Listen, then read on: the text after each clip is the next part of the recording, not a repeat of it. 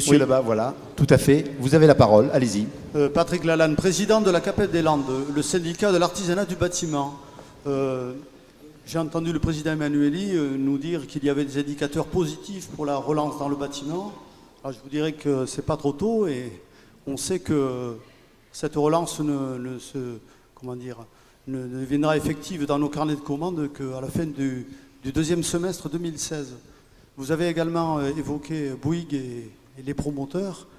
Et j'ai une inquiétude par rapport justement aux 400 ou 500 logements qui, pour nous, sont évidemment une manne inestimable en cette période de crise, puisque je vous rappelle que l'artisanat du bâtiment est en crise partout en France et également dans les Landes, et que sur notre département, nous avons perdu en 4 ans 2200 emplois, soit 25% de nos effectifs.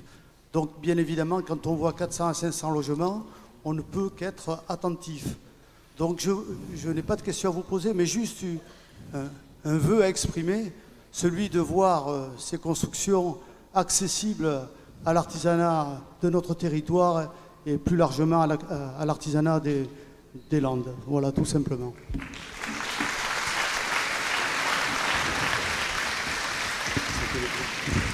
Monsieur le Président. La CAPEB. Où est-ce qu'il est? Je ne l'ai pas vu, là, je ne le vois pas. Où est-ce qu'il est? Ah, au fond, là-bas. Bon, on se connaît assez avec la CAPEB, vous savez ce que sont les limites quand même du pouvoir des élus en la matière. Hein. Bon, pas moi qui vais négocier entre les artisans et les promoteurs. Nous pouvons, et nous le faisons chaque fois que nous le pouvons, recommander chaleureusement et dire que notre préférence est nos souhaits. Enfin, ce n'est pas nous qui allons contractualiser avec les constructeurs, vous le savez. Et moi, je ne fais jamais de promesses, je ne dis jamais de choses que je ne peux pas tenir ou que je ne crois pas tenables. Donc moi, je souhaite que le bâtiment reprenne fort dans les Landes. Je vous ai dit qu'on avait des indications, vous le confirmez, que ça reprenait, notamment dans l'ancien. J'espère que ça va se poursuivre. Et j'espère tout simplement que tout le monde va comprendre que c'est l'intérêt de tout le monde qu'on aille de l'avant et non pas qu'on fasse des marches arrière ou qu'on fasse du surplace. Si on fait du surplace en 2015 ou en 2016 ou en 2017, ça veut dire qu'on recule. Ça ne veut pas dire qu'on maintient et qu'on préserve, ça veut dire qu'on recule. Parce qu'il y a des dynamiques qui jouent partout. Et si on n'est pas dans ces dynamiques-là, eh bien on recule. Et nous avons des atouts. Et nous avons la possibilité à la fois d'investir intelligemment. Nous avons la possibilité de préserver intelligemment. Nous avons un territoire exceptionnel. Bon, et si au lieu, sans arrêt, de faire du bashing, comme on dit aujourd'hui, n'est-ce pas, la critique, tous azimuts et parfois assez difficile à comprendre, on pouvait se mettre autour de table et discuter raisonnablement, croyez que j'en serais le premier heureux.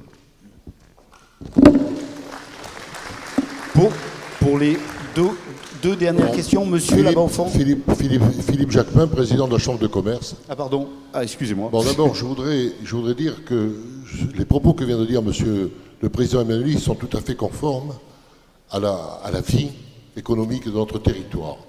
Nous, à la Chambre de commerce, actuellement, nous travaillons et nous suivons ce projet avec beaucoup d'intérêt. Pourquoi?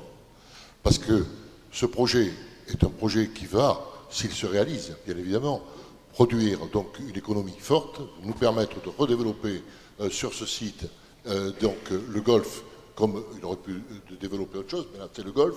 Et aujourd'hui, la Chambre de commerce est très attachée à ce développement. Alors, ce que je voulais vous dire donc était excusez-moi, ça résonne.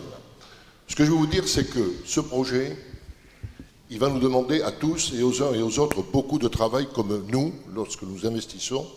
Hein, nous faisons attention à tous les achats, à toutes les dépenses. Je vous ai vu très inquiet. Est-ce que vous imaginez un seul instant que le Conseil général va dépenser 200 millions pour réaliser cette opération? Je peux vous dire que ce n'est pas comme ça qu'on travaille lorsque l'on fait des investissements de ce niveau-là. Le terrain est acheté, ou il va être acheté. Les travaux vont être étudiés, puis il y aura un montant donc de réalisation. Et après, en fonction de ces montants de réalisation, les entreprises privées, parce qu'il faut que ce soit des entreprises privées, mais non, mais écoutez, laissez-moi terminer, les entreprises privées viendront effectuer donc ces travaux, et c'est celles-là qui vont embaucher pendant toute la durée des travaux près de 800 personnes pour réaliser l'ensemble de ces opérations. Si ces travaux ne sont pas réalisables, si l'investissement n'est pas réalisable, eh bien il ne se réalisera pas. Ne vous inquiétez pas, ils ne sont pas fous au Conseil général.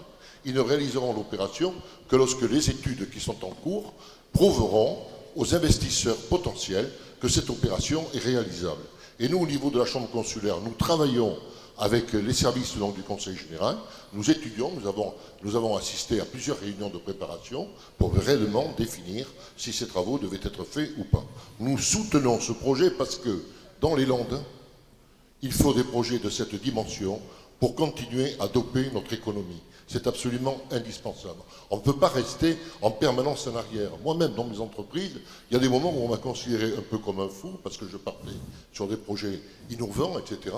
Et puis en définitive, aujourd'hui, on s'est bien rendu compte que ces projets, il fallait qu'on les réalise. Bon, et ces projets ne seront réalisés que si les investisseurs intelligents, des investisseurs de structures donc adaptées à ce que recherche donc la communauté Max, etc., eh bien, seront trouvés. S'ils ne sont pas trouvés, ça ne se fera pas. Alors je vous en supplie, ne vous inquiétez pas pour quelque chose qui ne mérite pas de vous inquiéter. Il faut qu'au contraire, mais non, mais je sais que vous avez, je sais, mais imaginez un petit peu, si demain on ne fait pas certaines choses comme celle-là, comment sera notre économie de demain? Il faut qu'on avance.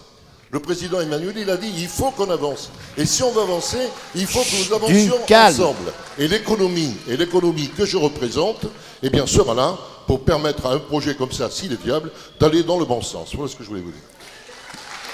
Merci. Monsieur. Et après, nous allons terminer. Vous avez la parole.